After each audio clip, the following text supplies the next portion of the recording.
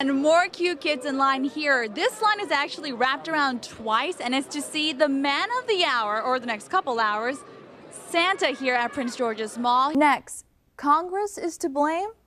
Fact, or partly fact. And if you take a look at the trees next to it, the wind is blowing slightly. It hasn't really picked up here yet. Not enough to knock down any power lines so far. Some people are here, though, for the first time, including Deborah from Grand Junction, Tennessee. Out of Grand Junction, Tennessee. Great. Well, enjoy your time. We'll send it back to you. All right. Love her smile and her attitude this early in the morning. The serial groper may have struck again, and again. 3 more women in Fairfax County have been inappropriately touched. So detectives went to check it out. At first it appeared everything was fine, but that wasn't the case. This is the way to do it. Stack these sandbags so that if you can, they're staggered. There's no gaps in between. But then he returns. This time he threatens the teen, forces himself inside the home, then forces the teen inside a bedroom and sexually assaults her. Tonight, the row home behind us is boarded up, but take a look at the damage. Broken glass, charred building, and 1 life lost. Once on their bad side, there were many looking over their shoulders for a man in a black suit who called himself Ponge, or Thunder in Korean, and there was no telling when he would roll in. Organizers had hoped that they could have a big snowball fight like the one back in 2010, but you can't have a snowball fight with just rain and no accumulation.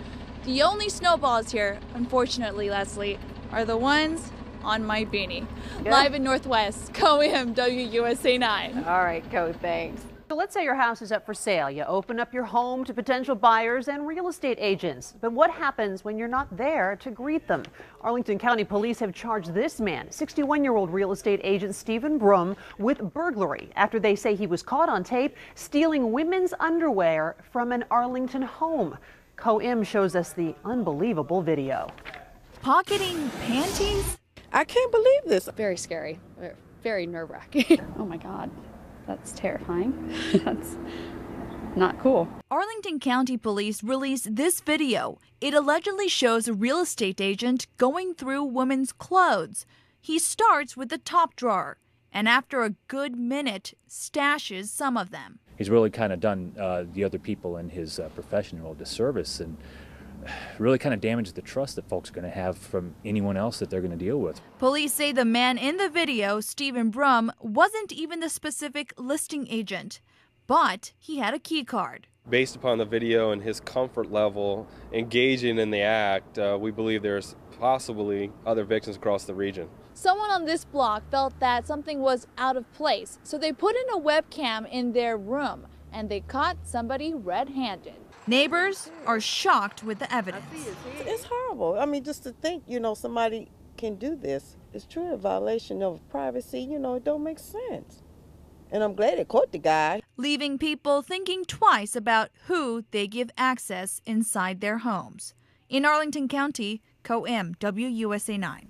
Police say Brum's real estate license has been suspended. He's out on bail. But police want anyone who thinks they might have had their personal items taken to contact them right away. Co-Im continues our coverage, and you spoke with 2 people who say they are preparing for the worst. Yes, Leslie, they're married. Tonight we met the Cohns in Fairfax County. They worry that the trickle-down effect of the sequester could trickle down to them. Madeline turned 6 weeks old today. Her little cries fill this Virginia home, but the big elephant in the Cohns' living room is the sequester. We're very fortunate that we've had federal jobs and had that comfort, and I know that not everybody out there has been as fortunate as us, but at the same time, it's just the way that the sequestration is coming to be. It's like just out of nowhere, like, hey, you guys have to take 20% pay cut. Madeline's parents both work for the Department of Defense. Stephen says Defense Secretary Leon Panetta sent a memo last week that 800,000 DoD civilians would be furloughed 1 day a week for 22 weeks starting in late April through the end of the fiscal year. He and his wife were told by their agencies they're a part of this furlough.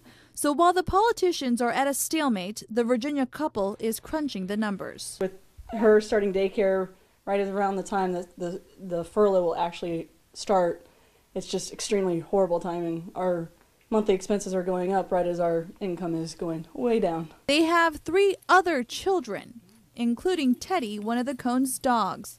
It's a lot of mouths to feed. Here's how the Cohns are preparing. They've already gotten their car payments to go down this week, and they're starting to stock up on goods. Megan's trying to stay positive if a sequester means more time spent at home with the baby. That's time that, free time that I'll get with her, but it would sure be nice to work and get a paycheck.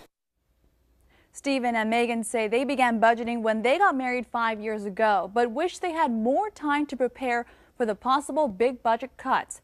Even if the sequester doesn't happen, though, they say it's a good learning experience, hopefully a good foundation for Madeline's future. It's January 19th. I'm Ko Im. For the final weekly media message of his first term, President Barack Obama takes on gun violence. We'll return from some inaugural events overnight. Here's what you can look forward to today. Joining us, and see you tomorrow.